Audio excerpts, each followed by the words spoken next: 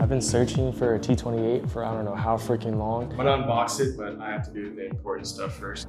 A while back when I was doing some check for the last event, I noticed this caliper is leaking. This is the caliper that's been on the car since I've had it. I've already replaced the passenger side, and this is the OEM one. It's leaking. I also had a handbrake issue at the last event where something was acting weird with the brakes. I'm assuming this caliper is just going out. So I'm gonna throw on this cheap replacement. Hopefully that will fix the issue. Either way, it's leaking, so it needs to get changed. So I'm gonna knock that out real fast. Then we'll have to bleed it. Then we can move on to something else.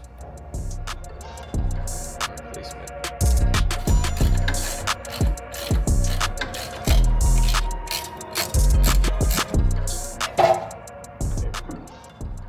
That thing is dusty, crusty, and the reason it looks black like this and really dirty is because it was leaking brake fluid, and so it coated all of this and then it just picks up dirt and holds it. That's why you get the black sludge grime stuff, is when you have leaking fluids. Grabs all the dirt and debris and just holds it there. That's our cable handbrake, so we'll have to disconnect that, disconnect it there, and then the brake line right there, and that's it. Super simple. Okay, let's just slid all the way out.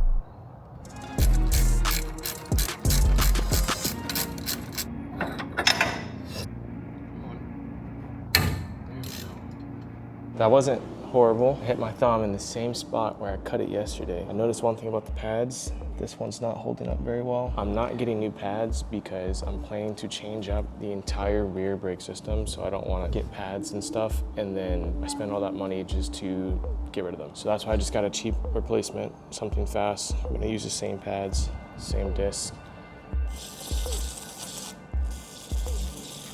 These look a little bit better, huh?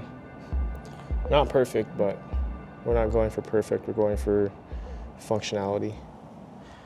I had to turn off the cams because this thing was starting to really just be a pain. I don't know why it was so hard to get on, but it is on. Pads were super hard to get in. This line started leaking like crazy again, caused a puddle on the floor, but regardless, it's in, so now I have to bleed it. All right, I am in business. I had to pump the brake a little bit with my hand, but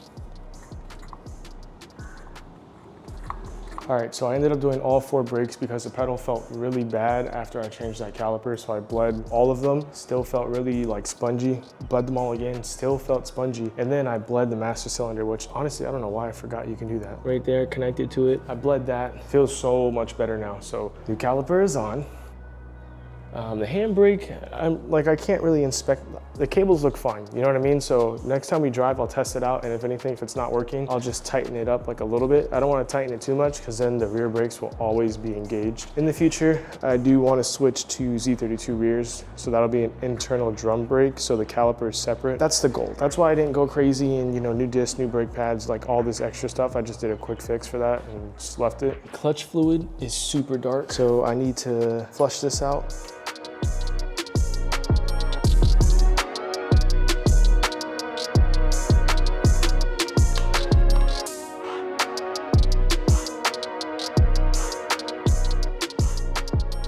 That looks way, way better. All right, now that everything's done, it's time to see the replacement turbo that I got for the SR. Shout out to Criteria on Instagram. He hooked me up with this new turbo for the car.